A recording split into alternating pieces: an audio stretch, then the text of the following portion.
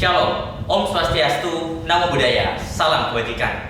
Sebelumnya perkenalkan, saya Darus Eka Setiadi dan saya Jenny Rifkarmar. Kita berdua akan mempresentasikan media pembelajaran yang telah kami buat dengan judul Pemanfaatan Limbah sebagai Media Pembelajaran Elektrolisis.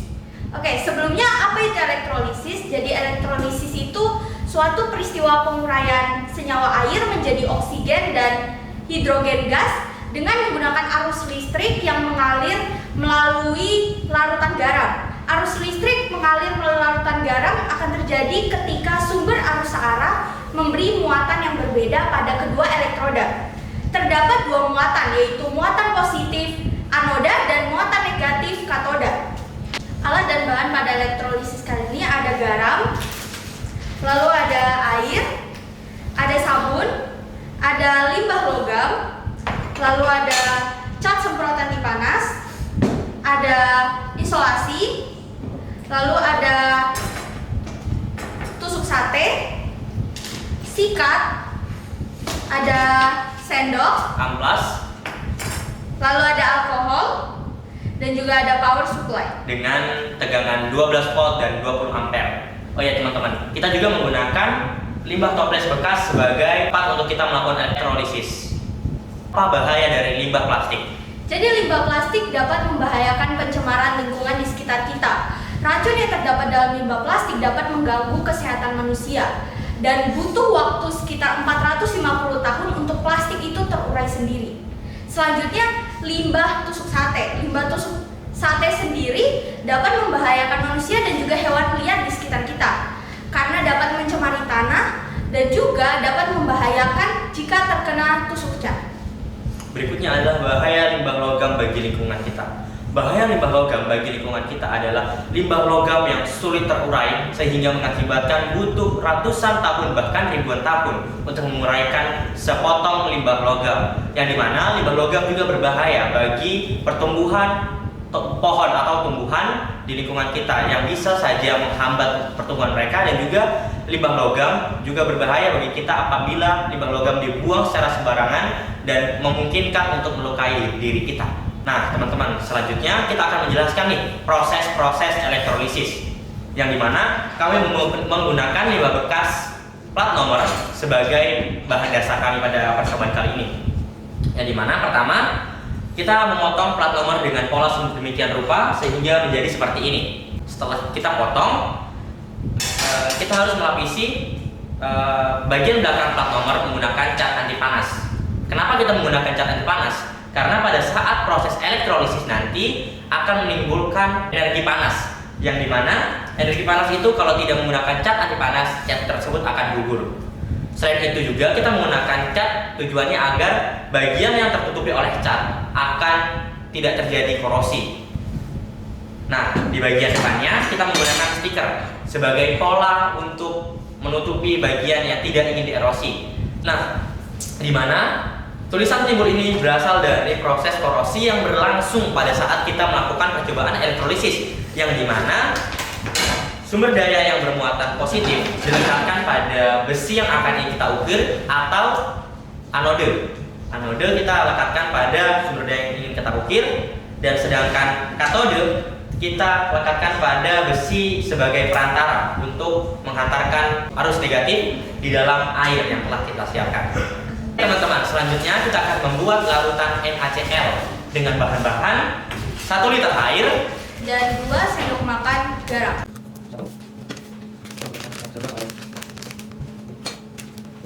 Nah, setelah kita adukkan, kita aduk sampai rata.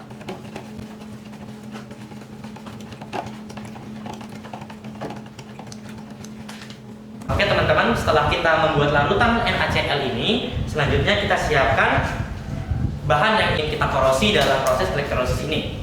Oh ya teman-teman, saat proses elektrolisis ini berlangsung, jangan lupa teman-teman harus menggunakan masker, karena dari proses elektrolisis ini akan menimbulkan dua gas, yaitu gas hidrogen dan gas klorin, yang dimana kedua gas tersebut tidak boleh dihirup tubuh secara langsung. Selanjutnya kita harus mengisolasi bagian batang yang digunakan sebagai perantara antara penjepit buaya dan bank yang ingin kita elektrolisis. Tujuan mengisolasi ini adalah agar batang perantara tidak ikut terkorosi dalam proses elektrolisis. Selanjutnya, ketika sudah terisolasi seperti ini, jepitkan logam yang ingin kita korosi menggunakan arus bermuatan positif. Dan juga jepitkan besi sebagai perantara dengan arus bertegangan negatif.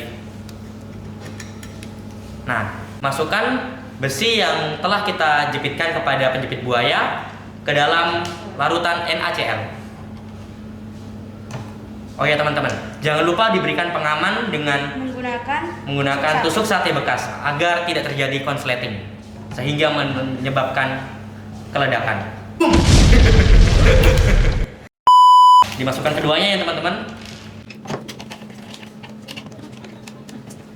Teman-teman, pastikan seluruh bagian dari logam yang ingin kita korosi terendam dengan sempurna. Setelah kita pastikan seluruh logam terendam dengan sempurna dan juga tidak ada logam yang saling menempel, kita nyalakan power supply kita. Dari reaksi ini, kita dapat melihat bahwa besi yang bermuatan negatif dia menghasilkan gas hidrogen, sehingga terdapat buih-buih seperti ini. Dan sedangkan besi yang dialiri oleh muatan positif dia menghasilkan gas klorin yang dimana perlahan-lahan memakan besi tersebut sehingga terkikis. Oleh karena itu mengapa tadi kita lapisi menggunakan cat dan stiker agar besi yang terlapisi cat atau stiker itu tidak mengalami korosi sehingga bisa menimbulkan pola yang kita inginkan. Oke, setelah ini kita tunggu selama 5 menit. 5 minutes later. Nah, selanjutnya udah 5 menit kita matikan power supply kita. Dan kita angkat yang menghasilkan begini. Oh ya teman-teman, teman-teman bisa lihat di dalam toples yang berbuih-buih ini adalah zat sisa atau besi yang terkikis dari hasil korosi ini sehingga menghasilkan warna abu-abu. Ini abu-abu berasal dari serpihan-serpihan besi yang telah terkikis atau terkorosi. Nah, teman-teman bisa melihat perbedaannya antara besi yang dialiri oleh listrik positif dan besi yang telah dialiri oleh listrik negatif. Yang dimana yang dialiri oleh positif dia menghasilkan korosi, sedangkan yang negatif dia tetap tidak ada perubahan yang ada. Selanjutnya adalah proses pencucian.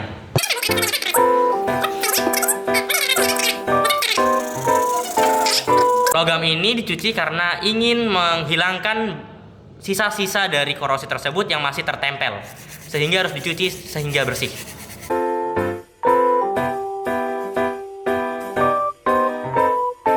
Nah, di bagian belakang ini tidak terkorosi karena terlindung oleh adanya cat yang tadi telah kita semprotkan. Nah, jika dirasa sudah kering, berikutnya adalah proses pelapasan stiker yang menempel.